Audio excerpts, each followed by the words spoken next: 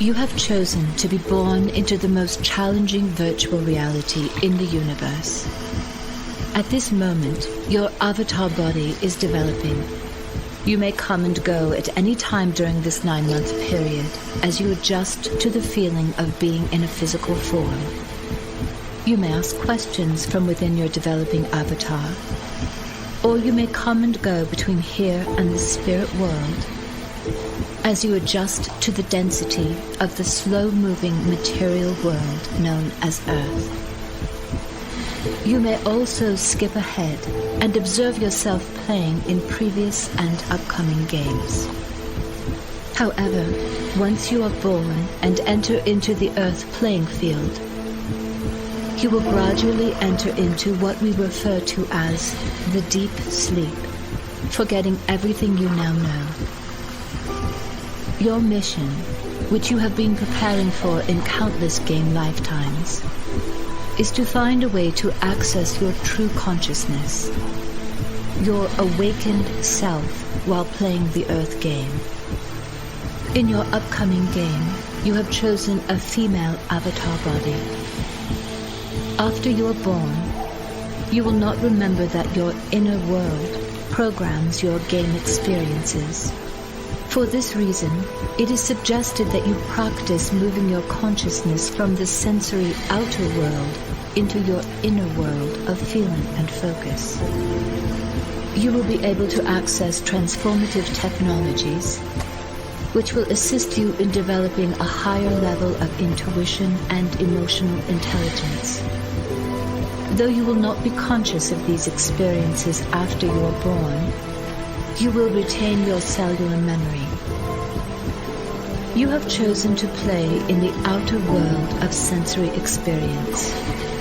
Though there are countless alternate and parallel realities, you have chosen a highly probable experience that begins when you are 17 years old, on a geology field trip with your assigned hiking partner, Matthew.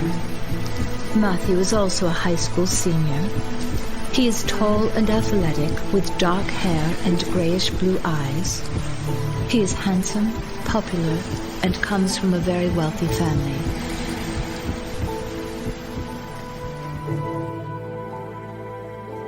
How strange it is to be 17 and facing death. The tranquility of the desert night, with its vast array of glittering stars and the merest crescent moon, belies the imminent danger of hypothermia. There is little comfort in the fact you won't be dying alone. You barely know the boy sitting by your side.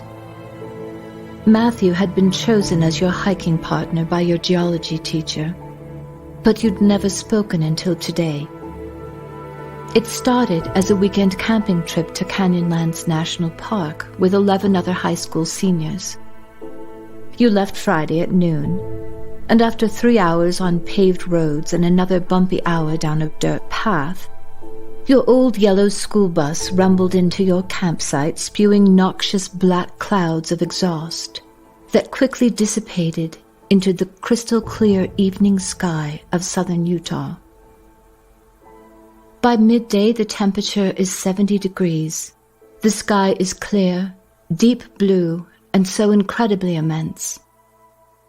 You hike through fields of coarse grass, sage, and prickly pear, and along dried stream beds, gathering rock samples for your class. You both scramble up and down over rugged outcrops that look like megalithic statues, frozen waves rising and subsiding in the vastness of the high desert, an indelible reminder that this had once been an ocean floor.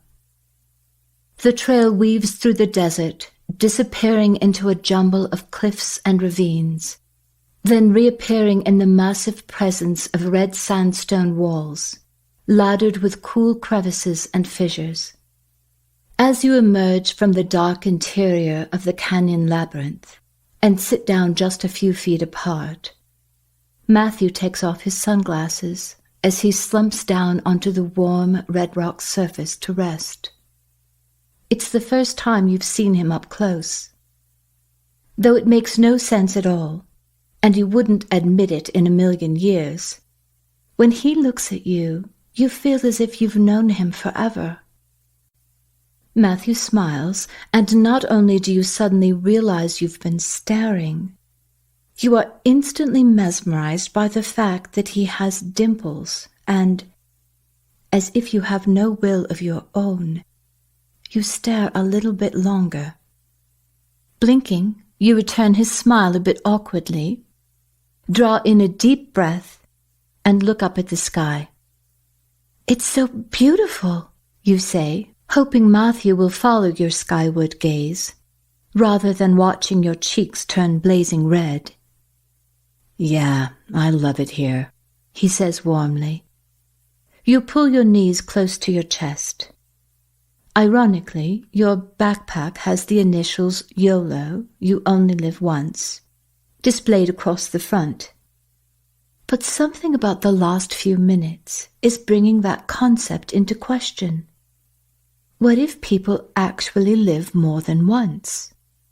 And if you are somehow remembering the feeling of Matthew, can he remember you as well? After a few moments of reflecting on the fact that your day just keeps getting better and better, you open your eyes and turn your head to see Matthew smiling at you as he hands you a bottle of water. "We need to get going," he says, and though you nod in agreement, it seems unnecessary to rush. Matthew points to a trail in the canyon below and says, "That's a much nicer trail than the one we're supposed to be on. Do you want to take that one instead?" "Sure," you say, enjoying the fact that he asked your opinion, since you wouldn't have known the difference between one trail and another. As you both descend into a deep canyon labyrinth, time seems to stand still. Surrounded by earthen walls, you can only see the vibrant sapphire sky overhead, with no indication of the sun's proximity to the horizon. Emerging from the enclosed space, a profound and hypnotic beauty appears before you, the sun falling slowly toward the horizon, washing deep oranges and fiery reds over the land. You stand staring for a moment, and then, as if awakening from a trance, you say in a slight panic, "Matthew, will we make it back on time?" "Don't worry. I know this trail really well. We'll make it." Matthew sounds confident, but you notice a certain urgency in his walk. Wherever the land is fairly flat, you run instead of walking. You scramble over boulder fields in your gradual ascent to the top of a high mesa, where red rock canyons rise majestically above the desert floor. Slanted rays drench blazing red rock walls with golden light, and shadows lengthen across the canyon, skating along the desert floor. The air is slightly cooler now, but doesn't breathe what is yet to come. As it grows darker, Matthew stops and says, "Hold on a sec," as he digs through his pack. "Shit, I forgot my glasses." "I can lead. Do you have a flashlight?" you say nervously. A guilty look passes over Matthew's face. "I don't.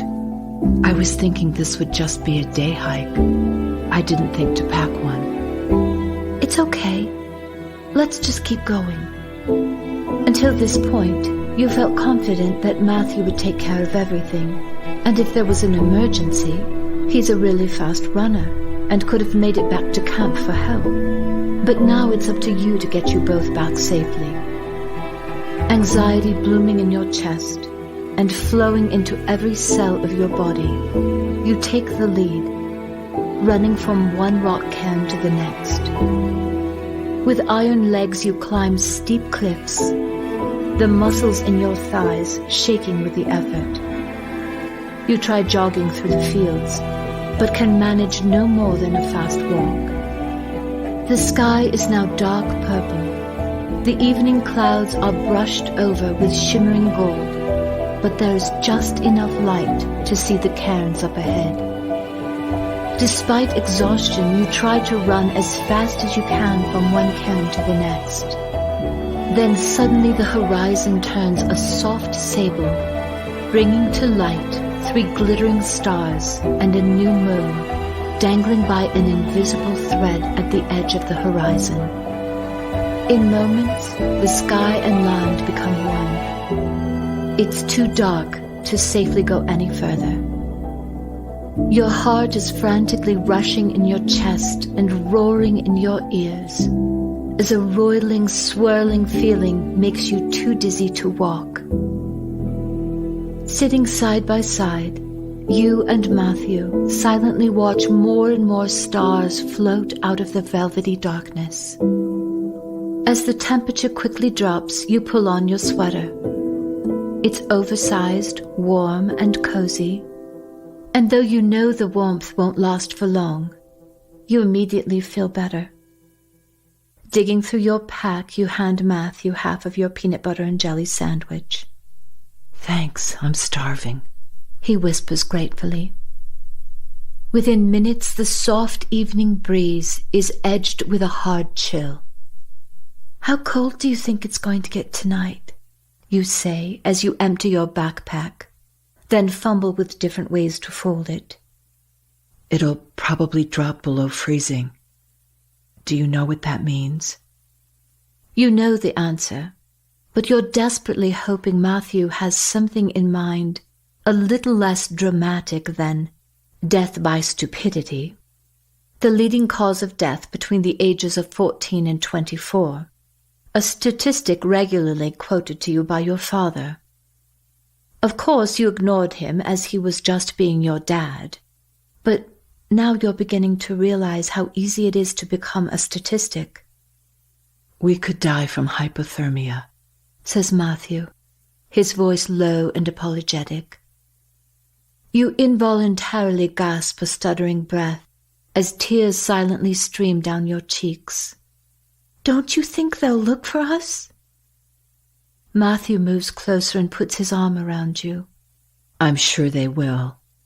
They'll drive into town or wherever they can get a cell connection and call my dad. He'll fly down in his helicopter and use the searchlight, but they'll be looking at Canyon Rim, which is nowhere near here."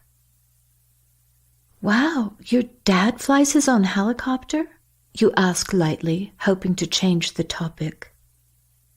"Yep," says Matthew in an exhausted tone, making it clear he doesn't particularly like his father. "He learned to fly in Africa.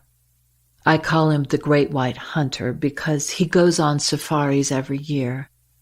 And now we have the heads of dead animals hanging all over the walls of his study." "Oh," "Yeah," says Matthew with a slight laugh. Then he draws you closer and says, "I'm sorry. It's my fault."